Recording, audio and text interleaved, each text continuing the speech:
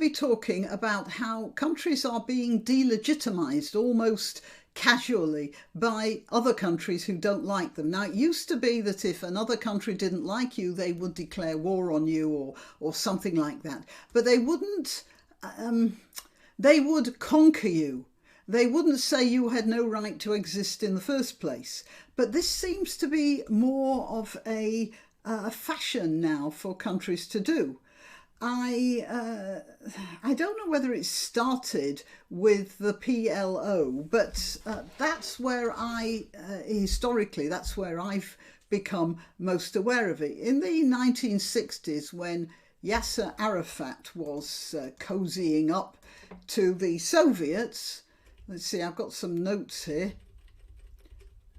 Yeah, okay. Well, Arafat and the KGB got together in Moscow to cook up a story, and the story was a fable about the existence of a Palestinian nation which was destroyed by Israel, and a history which said that Jews weren't really Jews, and that there was never any Jewish state there anyway, and all the stories about the temple and King David and everything were fantasies. Most people who are familiar with the Bible would see fantasies about the temple and Solomon and David as being fantasies. They'd see that as a huge pile of horse manure. But alas, a lot of people nowadays don't know the Bible and are prepared to swallow even horse manure, provided that it's packaged properly. So while I've been watching the Ukrainian war unfold, with, I have to say, mounting astonishment, I've noticed that almost exactly the same rhetoric about Ukraine is being put out as the rhetoric I've seen about Israel. So, for instance, Ukraine is an illegitimate country. It never really existed. The Ukrainian people are really Russians, and in any case, they all belong to Russia anyway, because Russia historically had owned a chunk of it once. I noticed the similarity. It really rather it amused me in a way.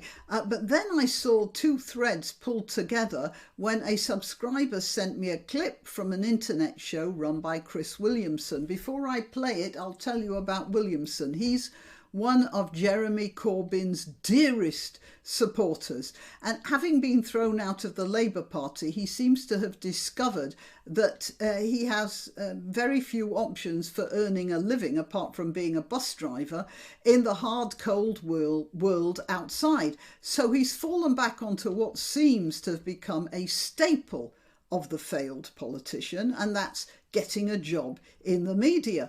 Now, this isn't entirely unrespectable. The leader of the Liberal Party, Nick Clegg, did this when he failed to continue his political career, and he got a very well-paid job with Facebook, didn't he? Chris Williamson, hasn't he just resigned from there? Anyway, that's not important. Chris Williamson was not so socially acceptable on account of his conspiracy theories, which seem to have a lot to do with Jews. I'm sorry, Zionists. And he likes to pretend that people think that he thinks there's a difference. Anyway, it didn't fool the rest of the media, so he was forced to take a job with dodgy TV. Which is what the failed politicians of dodgy reputations fall back on. And he got a job with Press TV, which is an Iranian outfit and the refuge of many a discredited reject from Western society. One of the presenters, this is what hit me, one of the presenters came up with this.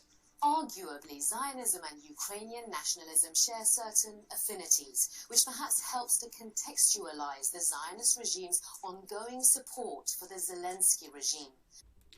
So, in this show, we're told that Ashkenazi Jews are Khazars and other Europeans, while Sephardic Jews, the ones from North Africa, are really Arabs and Berbers. neither of which, when you come to think about it, is particularly complimentary either to Europeans or to Arabs.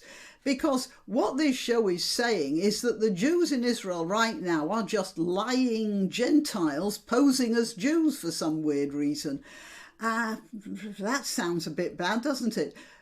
But they don't seem to have thought that far when they put that idea forward. But anyway, back to delegitimization. It's a problem because the fashion is spreading, as I said.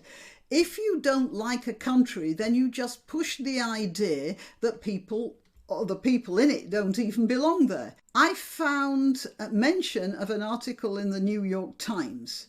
The New York Times is a publication which has been described by a Daily Wire commentator called Andrew Klavan as a former newspaper.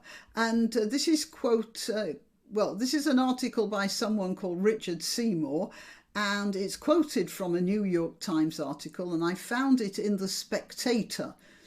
Now, Seymour, after describing Britain as an economically stagnant, socially fragmented, politically adrift nightmare, and after concluding that Britain is unravelling, its economy is abysmal, and its people are dying in hospital in their tens of thousands, and also that even when the England team wins a game of football, we Brits are flag-bedraggled, drunk and delirious. Horrible crowds nourished by nationalism, roaming empty commercial streets. Seymour then goes on to question whether Britain even has a right to exist, asking, what even is Britain? Now, the NYT apparently, according to The Spectator, has form. These are some more of the articles that The Spectator lists that have been recently published in the NYT. Britain on the brink, Britain's COVID response offers a warning, waste, negligence and cronyism, inside Britain's pandemic, and no one knows what Britain is anymore. The Spectator article listed many more examples of, well, what you might call Anglophobia in the New York Times, but I'm sure that will suffice. It's all part of what looks, as I said, like an international idea that if you don't like a country, the first thing you do is say it's a mess and it shouldn't exist in the first place. And that is very worrying. Now, you guys in America and Australia might notice something there. I mean, Britain may seem to be, you know, the NYT's attacks on Britain may seem to be at a distance. But what really worries me is that in countries like the United States and Australia, you've got people who are citizens of your country and who actually live there. And they're saying that as well. Now, when Russia invaded Ukraine, saying that it didn't really exist, the Ukrainian people resisted most courageously because the threat was coming from the outside. But what does a country do when its own people say it shouldn't exist? And how did they get to think like that in the first place? Right, well, that's my question for the day. I'm Granniopteryx. I'm to be found on YouTube, Rumble, BitChute and Minds. I let you know when I've uploaded a video on @Granniopteryx on Twitter, Gab and Parler. So subscribe to me on one of those and you'll not miss a video.